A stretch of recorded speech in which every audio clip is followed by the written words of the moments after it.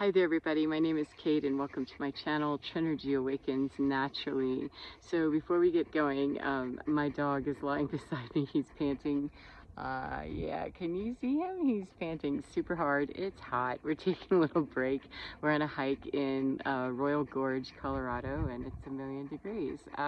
So we're stopping every 5 minutes for a rest and some contemplation. So thought that I would give you a couple of things to chew on today, especially if you're interested in the Lionsgate portal on August 8th. This year is pretty intense. I've made a couple of videos regarding this, and I've heard a lot of my friends talking about how they're feeling, some in the spiritual community, some not, just generalized people that I kind of know in my community, and it seems that everybody's feeling a little bit fried, a little bit unnerved, a little bit agitated, anxious, a lot of things, feeling a lot of the plasma bursts, the coronal mass ejections, the eruptions from the sun, you know, that are just so intense right now, and it's pushing, you know, the energies are pushing this cosmic realignment, and we're being given an opportunity as we pull into 8/8 and the Lionsgate. We're given the opportunity to really pick up some new skills and really, you know, lay down some old things that they might have been skills, especially in the ugly department, you know, manipulation,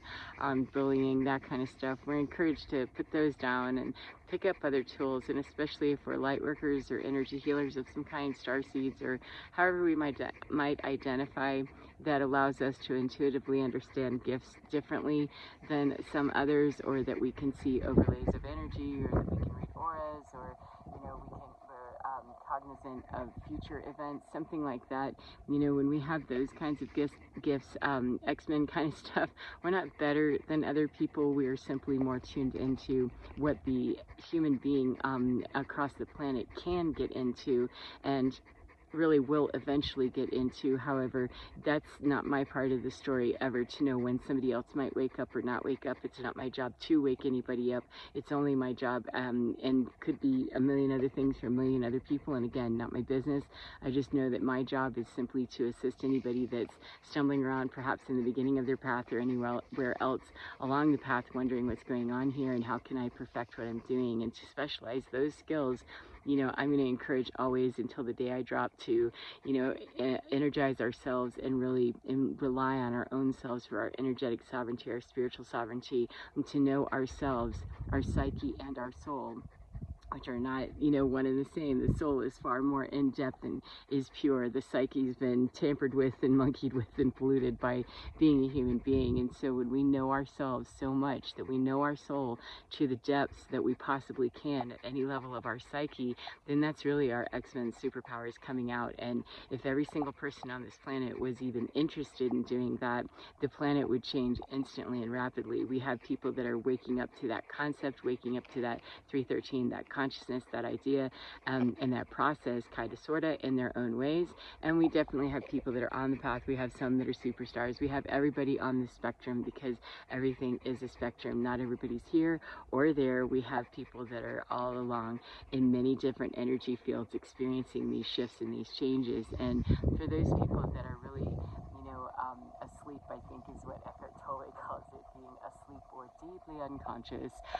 For people that are really ego-driven and aren't ready to answer the call of their soul, or don't believe there is one, that just really don't want to have anything to do with a cosmic anything, whether they call it God or not is irrelevant. It's not related to religion or necessarily spirituality. You know, I don't like to lock down into words that get people to stop thinking or stop evolving in their thought process. So whatever it is that keeps a person from knowing themselves to be more than just a corporeal body, more than just, you know, their personality, more than just the stuff they have or the things they do or the things that they've acquired or accomplished in their lifetime, when people really start to understand themselves at a very deep level, well beyond just the psyche, which that can take, you know, a whole lifetime in and of itself.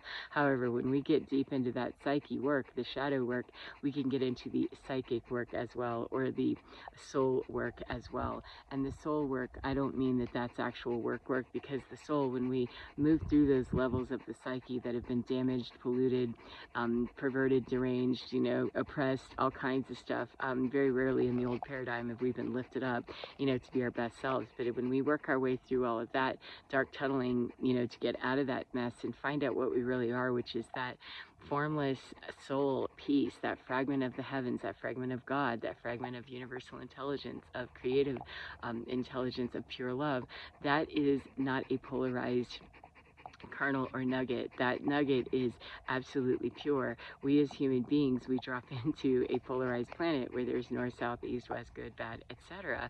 And so with our ego, we start trying to define right from the very beginning, and believe me, it's heavily modified and monitored to form that ego for us as many different ways as another person who's deeply unconscious or awake can or cannot possibly do. But we drop into this planet and begin migrating our way towards finding the balance that our soul already knows. I'm pure. I am pure frequency. And the more we deeply connect with that, get into that, or get back in touch with that, whatever our story is, whatever we believe, however we think we got here, is irrelevant to me, because they all come back to the same basic understanding, in my opinion, is that we're all going to return to the primordial cosmic soup from which we came, and that is a pure frequency that doesn't have human attribute, it doesn't have a desire to win or lose. It has the perception here on earth that, you know, love wins, because love is what prevails. Light is what prevails. There is no such thing as darkness in reality on earth. You know, there just is no such thing. It is merely the absence of light. And if we think of love as being the pure frequency that it is, and that I'm referring to God's source, universal intelligence, etc., then there is no absence of love in pure fields. And we as human beings, we are not pure fields. Obviously, we drop into an impure field right from the jump. And our impure field of Earth herself, she is going through her own cosmic alignments and realignments and assignments to move her frequency up as well. The Schumann resonance continues to rise and rise and rise, and the whole solar system, the galactic experience on a cosmic scale, all the way from macrocosmic to microcosmic, everything is affected. There is not one thing that can happen on this planet that doesn't cause a shift or a change somewhere else on the planet. And so if the entire planet is experiencing something from outer space, or from, you know, the magnetosphere or sun or whatever it is, God, however you catalog that, if we are as a planet experiencing that, that means every single person on the planet is experiencing it. If I'm having a great huge awakening of my own, and I'm having an epiphany and enlightenment and aha, then that means that ripples out and it affects people around me, and it continues in that ripple effect to affect the consciousness of Earth.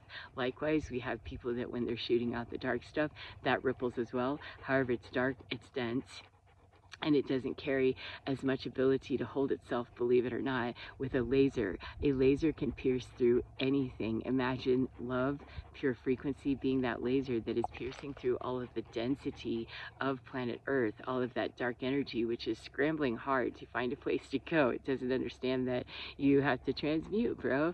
There isn't any other way. There is only love, and there is an absence of light, or there's light. However, there really is only light, because that absence of light thing, it will come to light. Anything done in the dark will be brought to the light. That kind of idea is absolutely true. It bears out in science, it bears out in our religions, our theologies, our spiritual practices, our understandings. It bears out everywhere that we see these patterns of how it is that good, right, holy, light, sacred, love, forgiveness, compassion, kindness, all these words that really feel really good and resonate with our soul, that is always what prevails. It may take hundreds of years, millions of years, 3,000 or 4,000 lifetimes, whatever you believe. It obviously has taken chronological time on Earth that we're here. However, we're arriving into New Earth, and it's time for us to let go. In my humble opinion, it's time for us to let go, or the more that we do let go, let me choose to say it that way instead, that the more we let go of any old thought, any old paradigm, any old idea that brought us where we are today, start questioning heavily if you really want to, you know, get more bang for your buck out of the Lionsgate and these experiences where portals can cause us to make macrocosmic jumps and quantum leaps in our own consciousness and into universal consciousness, to really understand that it's not about hanging on to anything that we ever thought we knew before. We're always constantly evolving. If we're choosing to acknowledge that we are, if we choose to not acknowledge that, then we can appear quite stuck. However, nobody in any state of being is ever truly unevolving or not evolving, because at a cellular level constantly we're regrowing and we're reshaping, remolding, retooling, and reschooling constantly on a cellular level at a minimum. And so our consciousness, you know, if we're not actively working on that, it can be hella slow and it can be really difficult and it can be angry and it can be hard and it can be so patterned and ingrained in that understanding of how awful life is and this is just terrible, you know, and all of these things that come at us even more, they seem like they're kicking our ass even harder, and it's not fair and this shouldn't be happening to me. And the process of this is absolutely very loving and kind. There isn't anything in this process that is unkind. What is unkind is our experience here on earth when we do not yield to this process early, when we do not want to find out what it is in our psyche, our soul, or our ego, our history, our timeline, our reincarnation package, whatever we believe in. It definitely needs to start at a minimum with inside our own head, because that's where we're going to be framing everything else we understand after that. But until we get there, if we're willing to believe that all of that stuff is the way, the only way, then we won't open up our mind to the possibility that something new is here, new earth is here. We can feel it. And as empaths, light workers, starseeds, clairvoyants, anyone with X-Men kind of skills or gifts or understandings, we do feel those shifts and we can see, you know, the changes that are happening, and we can also see the dichotomy of destruction all over the planet and a lot of people miserable and unhappy. However, if we yield into that, if we lean into it and really shoulder in on that stuff that seems counterintuitive, why would I lean into something, you know, that's going to really make me feel or uncomfortable? We learn how to sit with that discomfort, 1122, in a very holy and sacred way, and we learn how to lean into these energies that are pushing for our highest good. There is nothing that is pushing us to cause us to implode necessarily. We are imploding, we are self-destructing, we are crashing everywhere that we are as a society, as families, as businesses, as individuals. We are crashing because paradigms are crashing. All of those structured ideas of the past, they don't stand up on their own anymore because they weren't well formulated plans and structures to begin with. The old paradigm can't hold its own anymore because it can't stand up to the pressure of the light, the right, and the sacred and the holy. So everything that was ever structured on that, which is everything that was ever structured so far, 1212, it has to come down. It's going to deteriorate, it's going to break. And if we lean into that and understand that, okay, I don't have to be there to be angry about this, I don't have to, 1221, we don't have to be scared about it, I don't have to be angry and mad and upset and victimized by it. How may I use this? How may I lean into this and really ride this wave, get on top of a surfboard and ride this wave, rather than just trying to hang on to a branch that I'm, you know, going down a river rapid pace, and I'm trying to hang on to branches, excuse me, before I feel like I'm swept up in the tide. Maybe it's easier, you know. I grew up in Daytona Beach, Florida, and when you have a riptide, we were always seeing people, you know, being rescued because they didn't understand when you're being caught in a riptide, you want to go with it. You want to allow it to just pull you as far as it's going to take you, and then, you know, do your business after that. There's whole techniques, but the bottom line is that it's better to allow that riptide to take you out and let it take you where it's got to go, because if you try to fight against it, 1313, you're absolutely purchasing almost 100% guarantee that you will wear yourself out and drown before you could ever overcome the power of what that force is. Rather than fighting that force, though, you can actually guarantee far better odds, way better odds of allow myself to go with that. And how do I do that? I have to be willing to deal with the fear, the terror, the horror, and the, oh my God, no, this is so counterintuitive. I'm supposed to fight, you know, my way out of this. I'm always supposed to fight for my life. And sometimes fighting for our lives means that we yield and we lean in and we say, I surrender. How do I give into this, friend? How do I do this? What can I do to ease myself into this flow? Even though it feels like a raging river, this is stuff I don't know anything about, or it's something that I don't feel comfortable with. How may I sit in this discomfort and make sure that I am present for that part of me that already knows how to do this, that already knows and has the wisdom for how to ascend my soul? Because I came here in an avatar and my mind is the overlay. The mind is the only thing getting in the way of me being in touch with my soul, which already knows which way that I want to go and which way would be best for me to go, the best way to yield into this process. So I highly encourage encourage you that anywhere that you can yield and surrender, and I'm not talking about surrendering to human faces and going, okay, I'm not talking about that kind of surrender where we're allowing people to just run us over or things like that. I'm talking about living with the holy terror in our own minds and our own experience, where we're thinking, I can't possibly let go of that. That's a good place to start, right there with whatever might have come up in your mind at that second, or whatever might be one of your bigger triggers. Yield into that, lean into that in a safe way, of course, where physical safety is not being jeopardized. That's not what I'm talking about, but yield into that and say, why am I scared? What am I scared? What can I do to lessen this fear? And what would happen if I went ahead and just sat in this feeling and learned to build the discipline of sitting with the discomfort without running away from it, without fighting it? And again, I'm not talking about situations of physical danger, imminent physical danger. That is not what I'm talking about.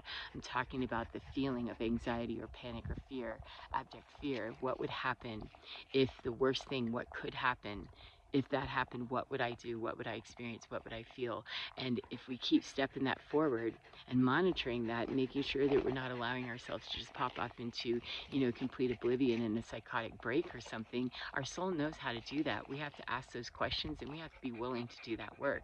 And we also have to be willing to allow people around us to not understand it, not like it, not agree, not give us their stamp of approval, and not give us, high fives whenever we start telling people, yeah, I don't like that, or I don't want that, or I'm out of here, or I'm going to go do this instead, or whatever the things are, because we can see rapid changes in our lives where we start making very different decisions for ourselves, and we start choosing very wisely.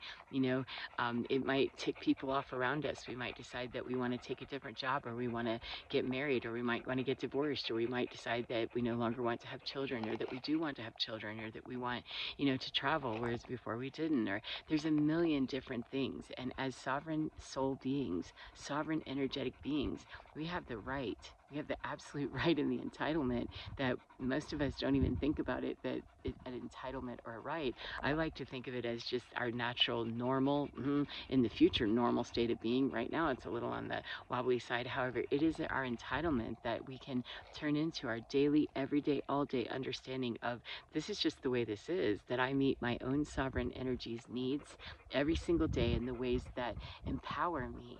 That is what is my responsibility. I'm not just entitled to that experience of joy, etc. That is my job and my responsibility to get to that, because I'm going to be miserable otherwise. And who else can do that for me? Absolutely no one. So take care of yourselves. I hope that's been helpful for you in some way.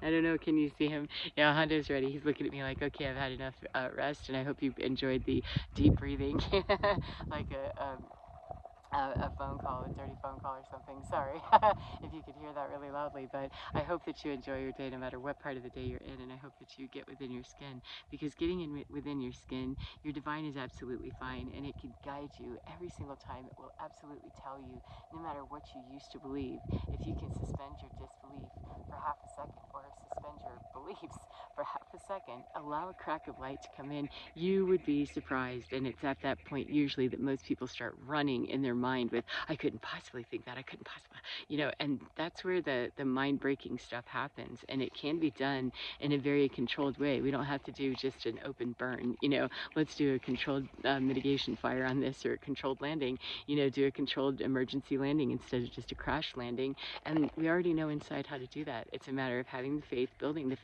and building the willingness, 1818, to get into having that faith if we're not quite sure we're there yet. But our soul already knows, and believe me, that little nugget of God is more than enough. An eyedropper's full, we don't even need that much, and we can grow that sucker to be the size of the universe, whatever you think that is. And if it's already this big, then it's that much bigger. And if you think it's already this big, then it's already that much bigger. So take care of yourselves, as I said, and enjoy your day, and get within your skin, because you're divine, absolutely gorgeous, totally beautiful, totally expansive, and totally willing, and totally fine to handle all of it every single time. Take care of your beautiful selves, and I'll see you again next time. Goodbye, friends. Bye bye.